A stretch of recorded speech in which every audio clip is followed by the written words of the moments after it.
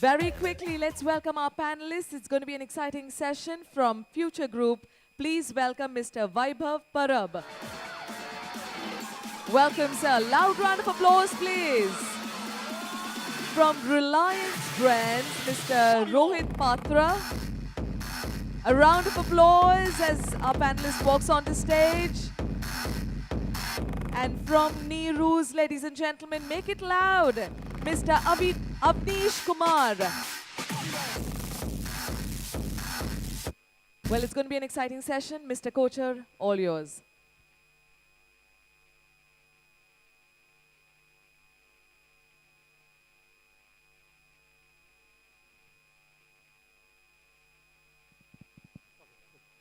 Hi, can you hear me now? Hello? Is there anyone there? Is anyone awake out there? You know, you guys are sitting all the way at the back, and there's so many seats here. So you want to move up and get a bit closer so that we don't have to shout? You can do that. There's plenty of place up front. And it's better if we have a slightly more intimate setting so that our panelists who are all formally waiting to sit down, why don't you sit down, so that we can have a good interaction with you because we want it to be interactive. This is not about a speech. Strangely enough, it's also not about food. If you've been here this afternoon, most of the sessions seem to be about food. Well, we are talking about retail, we're talking about stores. That's why we're here at In-Store Asia. And I have to congratulate the team, as usual. In-Store Asia every year gets better and better, and really it seems like a fabulous show this time. Congratulations to Vasant and the team. Let's hear a round of applause for them. And also, there's somebody who's been doing so much to keep this session, this conference going throughout the day with so much energy and vibrancy. The beautiful Keisha, who's been doing such a great job of comparing the whole show. Let's hear it for her. She's sneaking out of the back. Give her a round of applause to appreciate that. And our panelists, you've had a brief introduction. So we're talking about the scale of rollouts, and that's so important. You know, when you're in retail, somehow the number of stores that you've got becomes the biggest issue and the most important thing that you do. It's now been 15 years back, we started a coffee chain by the name of Barista. And when we started it, actually, we had a little retail center where we just wanted a cafe. And we talked to Taj and we talked to Oberoi and said, can you start a cafe for us? They couldn't do quite what we wanted, so we said, we'll do our own. And we said, since you're opening one, let's open 3 of them at one time and see what happens. Now, when we opened them, the press came around and they said, okay, so that's very nice, you've opened cafes. How many are you going to open? I said, that's a strange question. Nobody's asking where do you get your coffee from, what is the food you're serving, what kind of customer profile. They want to know how many stores you're going to open. So I said, oh, 80 stores. I picked a number. I said, 80 stores. They said, oh, 80 stores in a lifetime. So I said, no, 80 stores in 4 years. I mean, I was just ad-libbing as we went along. Suddenly that 80 stores in 4 years became the benchmark. Every brand that opened in India after that for the next 5 years had to say they're opening 80 stores in 5 years or 4 years. Otherwise, they were considered very slow and tortoise-like, moving along in the snail space. So that became a trend. And everyone wants to know about how many stores you've got. The problem is when you open so many stores, you also have to be prepared, not just for doing up these stores, fitting them out. You also have to be prepared, unfortunately, to shut a number of the stores. So maybe at another time, we'll have a session on how to scale down when you scaled up too quickly. But there's a double-edged sword in terms of how quickly you want to roll out. But we are talking here about some of the issues relevant to the audience that we've got here. That's what we're tailoring to. So some of the issues that go into managing scale and rollouts and how you manage this whole experience. So we've got this very experienced panel. We've got 2 people who are really top of the game in terms of stores, projects, design. And we've got somebody who runs a retail company, so he can give you an all-round perspective.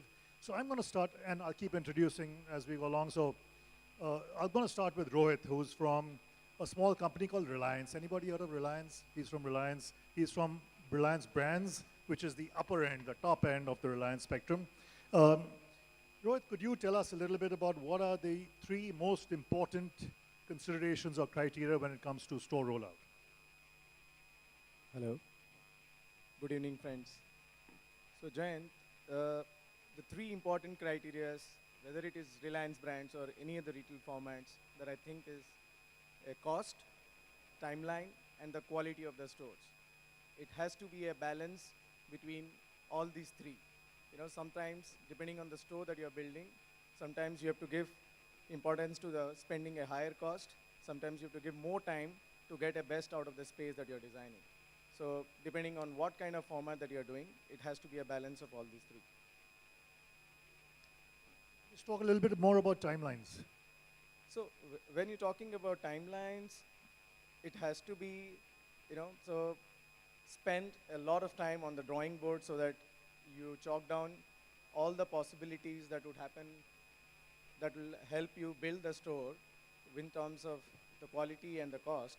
So it has to be really a balance between the timelines on the drawing board, the timelines that you spend on identifying a vendor, and if you do these two homeworks correct, and then you spend very less time on the site.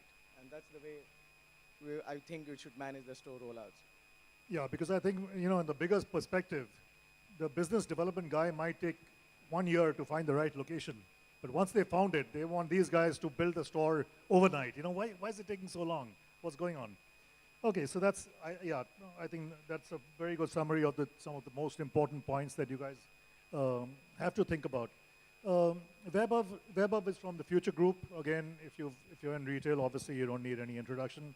What are some of the major challenges that you face when you're out to build stores, set up stores? In your role, what do you think is the tough parts?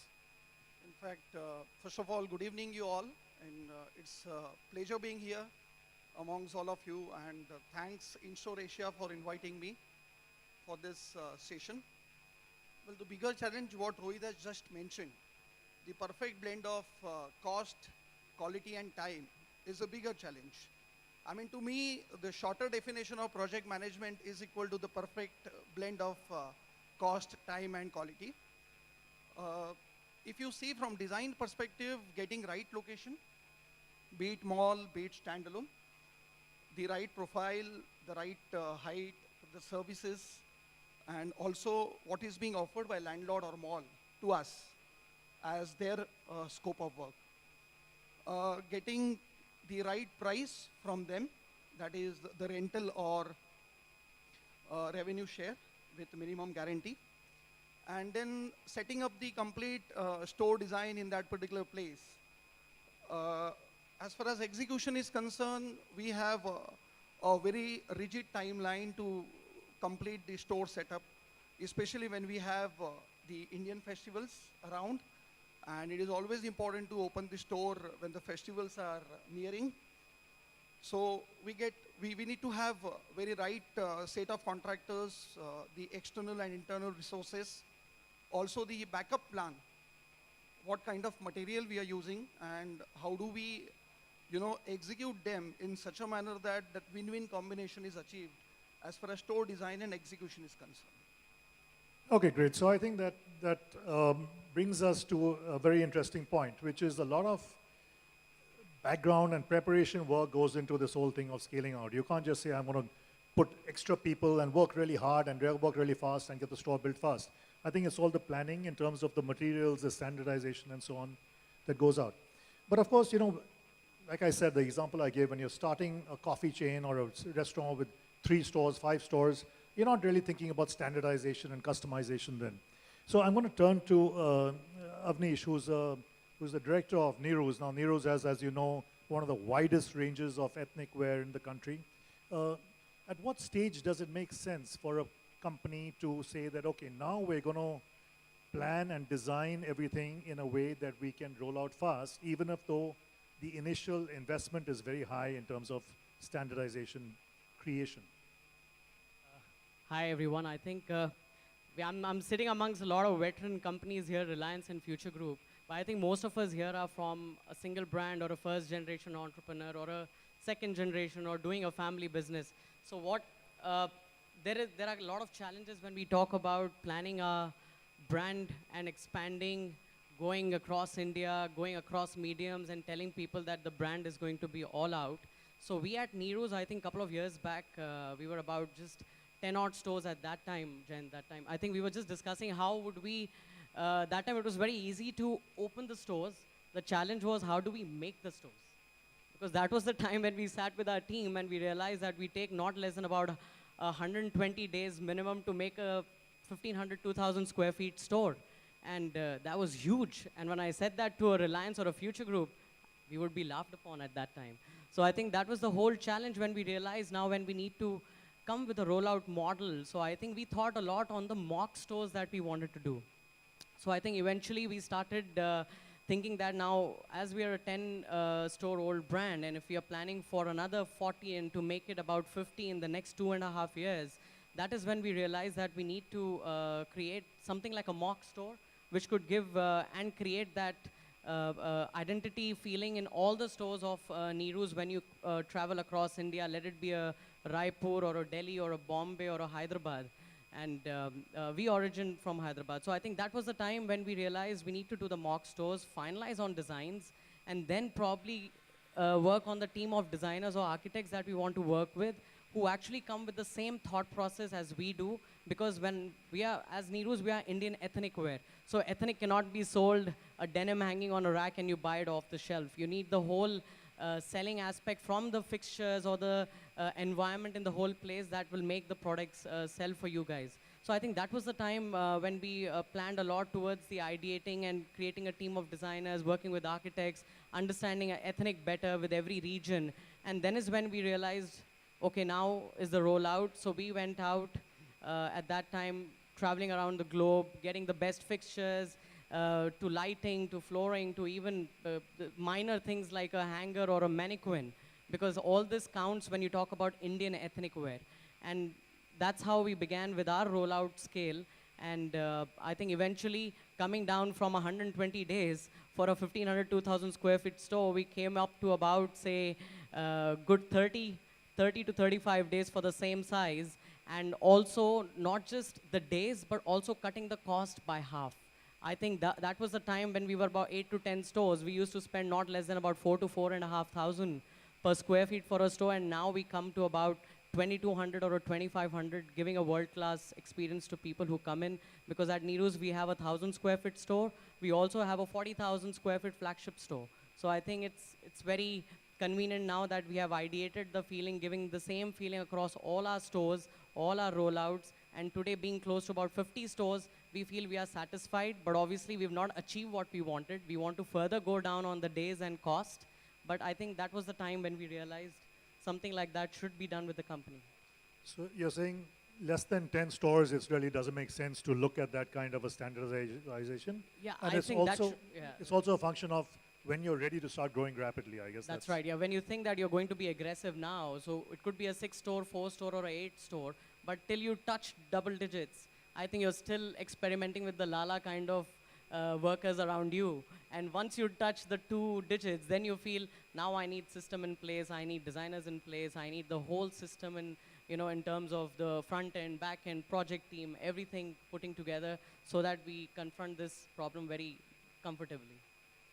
So that's an interesting concept, that Lala kind of people around you who are advising you or doing the work for you, or who you're buying materials from. And I think this is one of the challenges in this business. Construction business in India per se is really underdeveloped compared to anywhere else. And I guess that rubs off also onto interiors and fit outs and everything else. So it's, on a practical level, what are the there's not so much professionalism, there's not so much standardization. So what are some of the changes that have been happening and that you're hoping will keep happening as we go on? Well, a lot of changes, Jayant. If you ask me, I am representing Future Group. I am also doing small formats in Future Group along with Big Bazaar and rest of the large formats. So the challenges are different.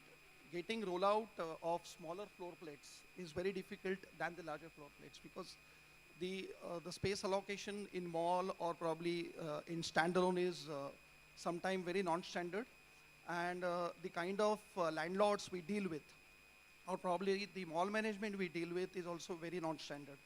So that is the first challenge I would like to highlight here. The second challenge is how do we set up the store in the least timelines. For that, what best we can do in terms of the talent or probably the resources part, and that too in India's remote states or probably locations when it comes to a small format. Like if I give you one example, in Dimapur or probably in Northeast, somewhere in deep Northeast or in say Agartala, if you want to set up 2,000 or 2,500 square feet easy day, or probably in deep south, you want to set up Nilgiri. So it's the same store which we want as good as Bangalore, or probably as good as Calcutta. So getting the right kind of material selected, or probably replacing the equivalent without compromising look and feel of the store, replacing the original material also is a big challenge. And then the workmanship, of course, is important. We don't want to compromise on the quality, and we don't want to compromise on the look and feel of the store. So getting right people on those locations also will be very tough. So these are the main challenges. In large format, I won't say all this will matter, but yes, sometimes owing to the timeline, say if mall is launching on certain date, we have to speed up the fit out, and along with the design thinking or design which is actually happening, we may have to start the fit out there. So it will be a parallel working on both the fronts, and it's a small kind of handholding which we will have to do and see how best we can help operations to set up the store and launch it. Anything that either of you want to add in terms of the challenges that you're facing on a ongoing basis? The biggest challenge is the talent, which is not the same that was there a few years ago, and there is lot more new technologies that are brought in. Like what you said, in India is little bit backwards in the construction. Honestly, in the retail industry, what I see in India, it's not the truth. Okay, there was a time 10 years ago, anything that you think of getting it done, go to China, go to Germany. Classic example, many of us would agree here, lighting. Okay, even today, because I kind of deal with a lot of international brands, they often force me, where do you get your lighting from? You have to buy it from our German partners or Italian partners. I often say, I'm very sorry, we have equivalent or better products that's available by our own lighting designers or lighting vendors pretty much in India. Now, where they get from, I don't care. They give me a right price, same quality or better, and believe me, if I give you the samples, you would like to buy it from them. And that's one classic example of lighting. When it comes to furniture and fixtures, in the last 7.5 years or 8 years of Reliance Brand's existence, we make most of the furnitures and fixture, which is 40 to 50% of the cost of the building a store, are all made in India. So while the construction industry, I do not know, but stores and store designs and store development and store construction, we have all the talents. Yes, there are some new finishes that's coming because of the volume challenge that our vendors must be facing from clients like us that are not available. So again, I'm saying 90 to 95% of the things in a highly sophisticated finishes expected stores like us, we do it all in India. So that's about it. The challenge, yes, we have is the talent in terms of whether project managers, contractors, fixture vendors. I think we have a huge demand, and I see in in-store Asia, which has grown so much of leaps and bounds now. I know, Basant, I remember the very first, what used to call as a POP Asia, from that, what's that building? In the Worli, and to what you have grown here in so many years. And the last that I had attended last year from now to this year, we have so much of talents available, but yes, we have so much of vacuum we can still fill in. Right. Okay, so I think there's no doubt you can look outside and you see all the variety of products and services that are available. But I think the other development that's happening is in the industry itself. The people, like all of you here, who are in the business of projects and retail design, have really developed so much. And Avinsh, let me bring you in because you hire people to do your stores for you, and you're interacting with these people. So what do you think is the difference in the capability, and what are you looking for now when you look for somebody to design your stores?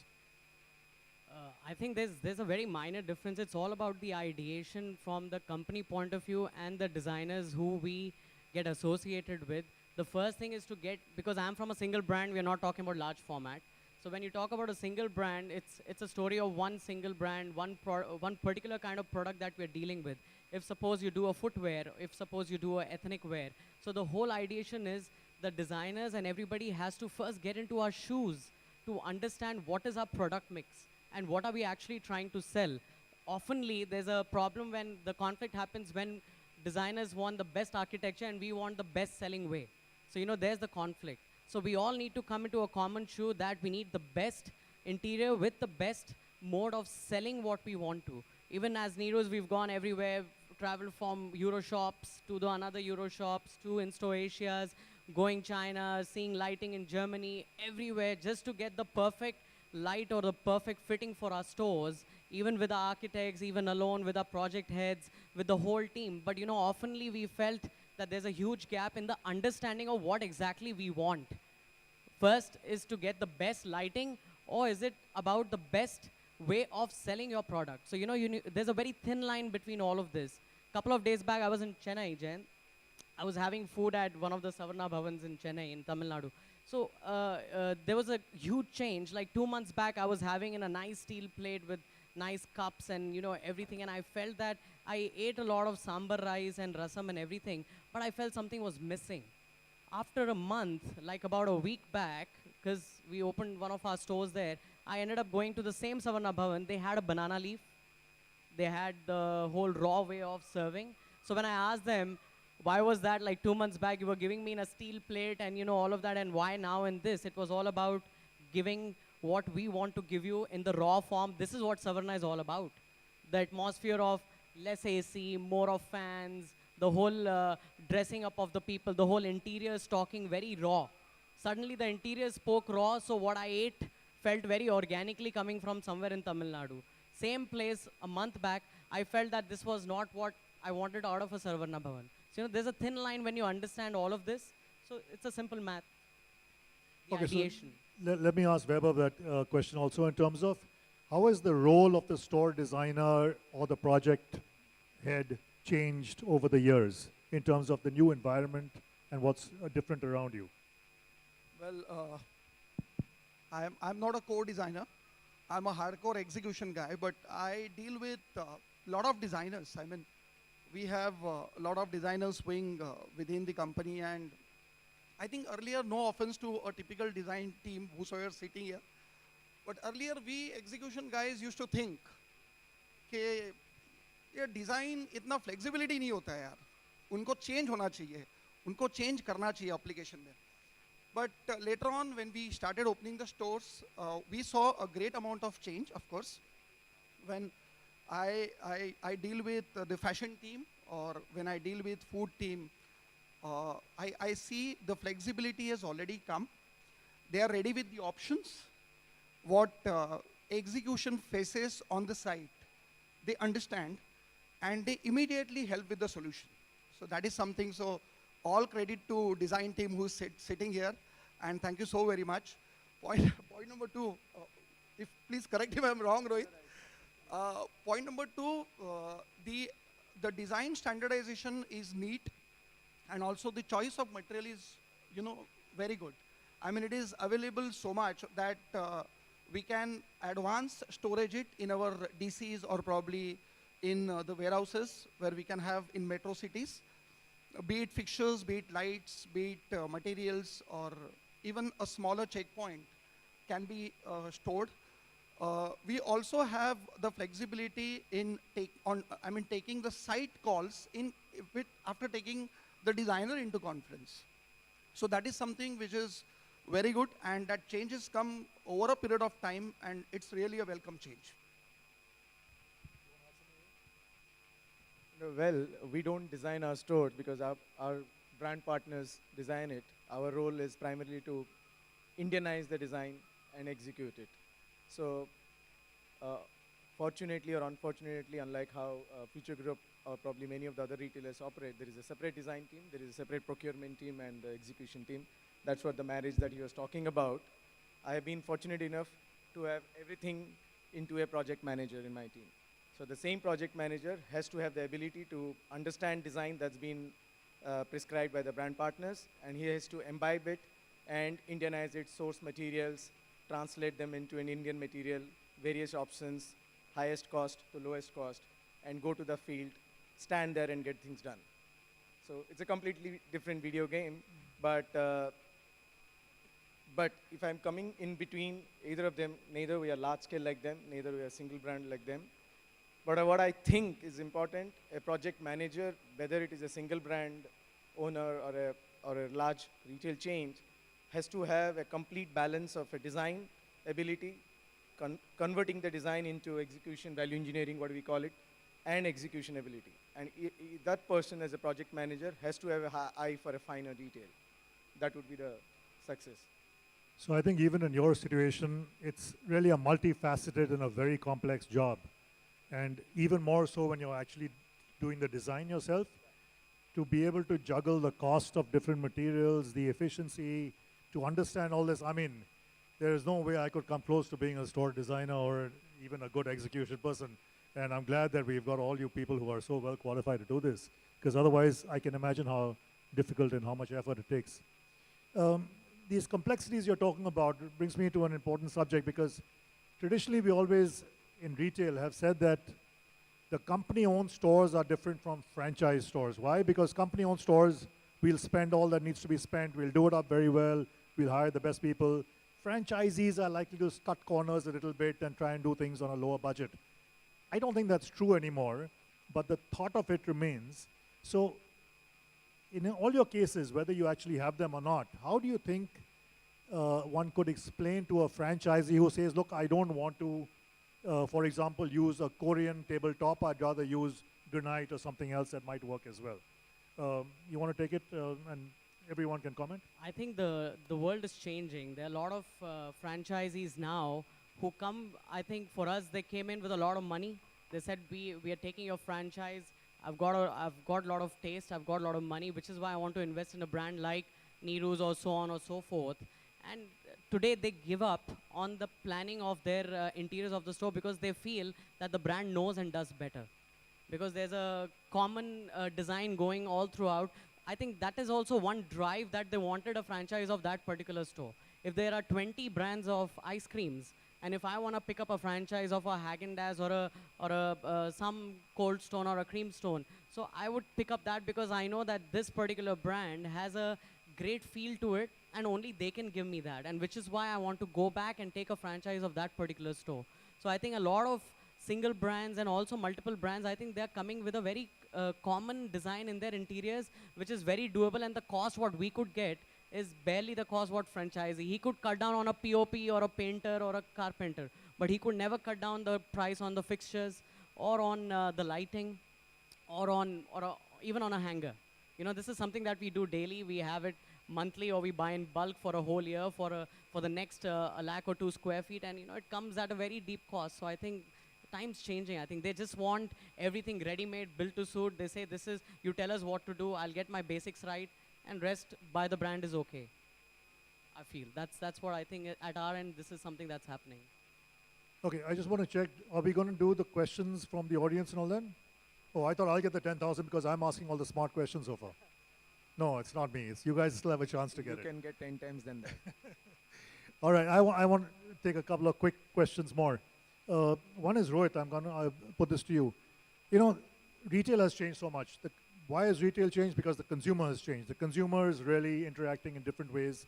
And we're talking about omni-channel, we're talking about technology, we're talking about all of that.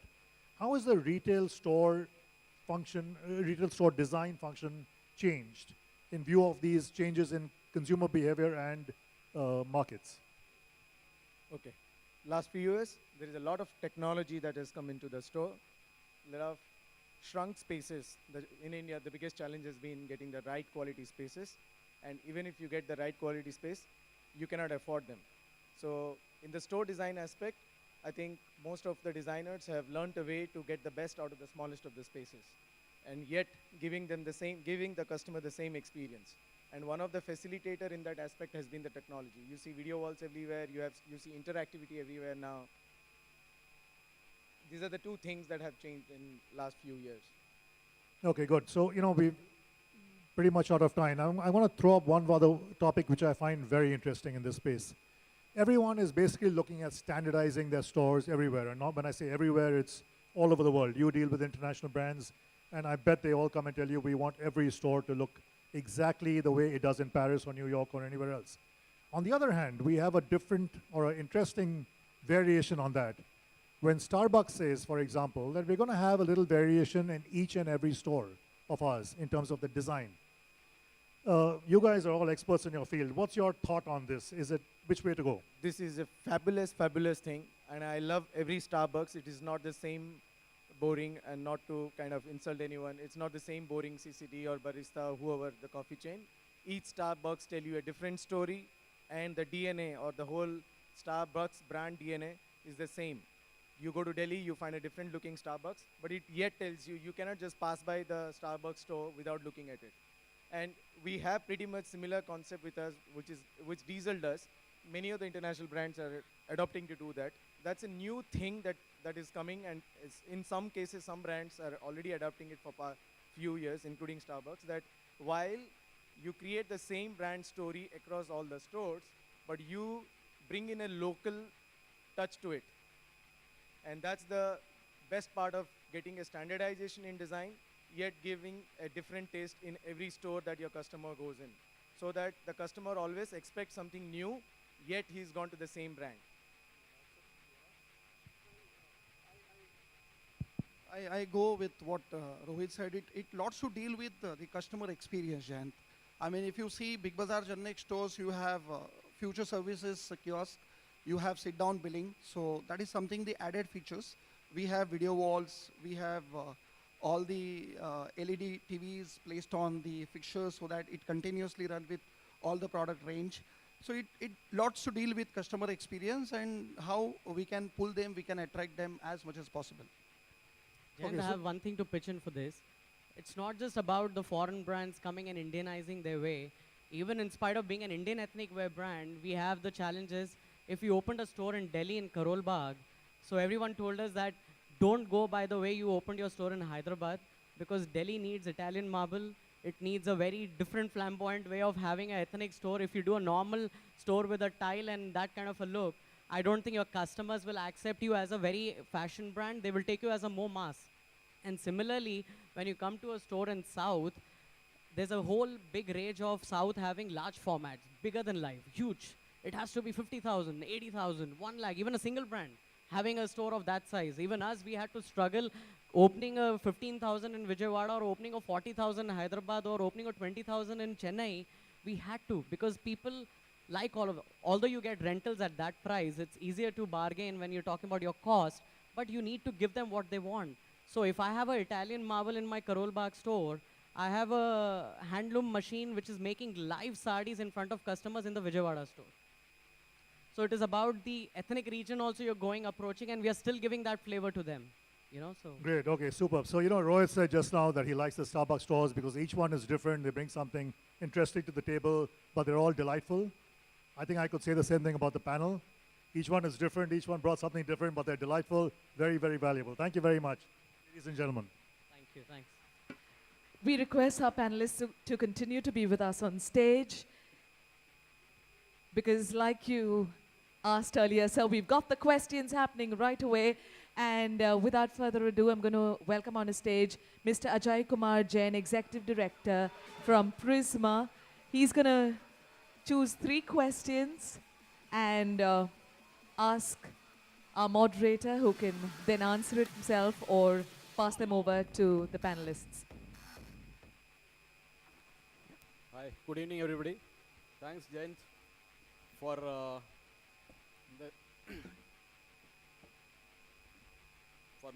moderating the discussions on managing scale of rollouts. The last session was the best we had so far. So the question goes here. The first question by Sudipto Ghosh. The question is DMart's plan of shifting from store ownership to rental for next expansion plan? Are retailers ready to compromise their original beliefs for expansion?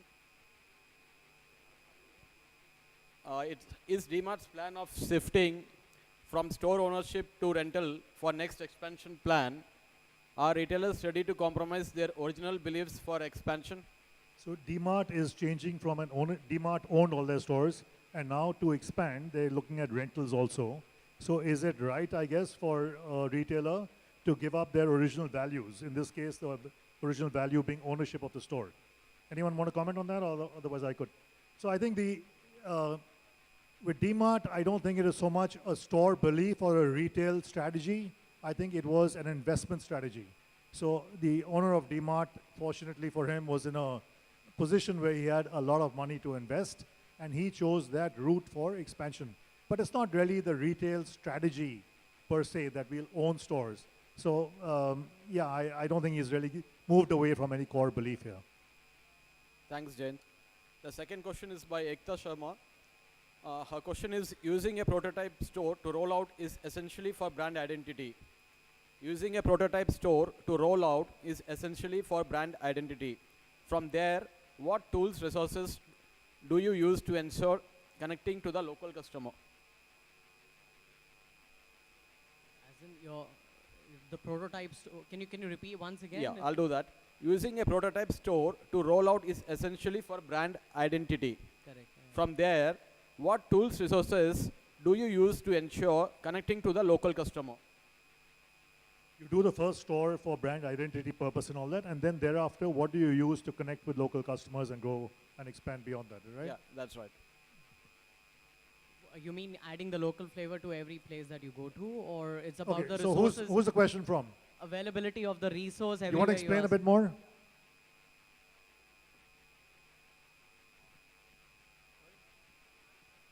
Question yourself with the Starbucks example.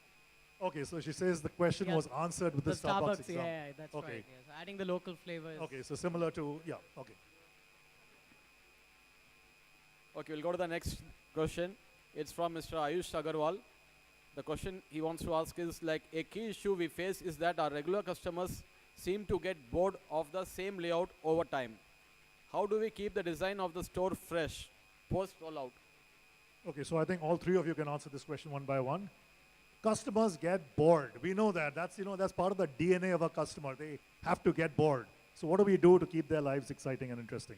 Everyone? I think for us, it's a lot about the visual merchandising that we switch. The interior, the layout, everything remains for years and years. You cannot just rip everything off after 1 year and say, my customer is tired, so I need to get that off. You need to remember that how many times a customer walks into your store in a year.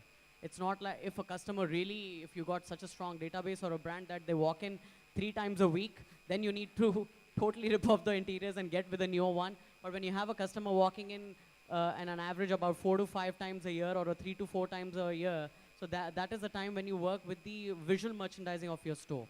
You change on your show windows, you change on your racking systems, you do your visuals, you give a lot of like the technology, the video walls, the LED screens, some interfaces, some catalogs, all of that add-ons to the store. I think that's something that we can look at. Okay, but I want to add on to that. So beyond visual merchandising, using technology, using everything that's available today, is there anything more you can do to create excitement? I'm from a retail design and interaction point of view. Anything more you can do I apart think from? it's coming, it's on the way. I think it's omni-channel.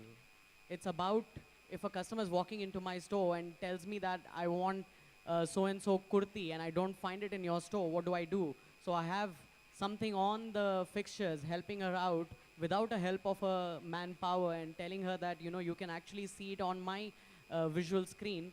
Flip the screen, see what you like, buy it, add to the cart, go home, we'll ship it to you. So something of that sort. Good. Okay.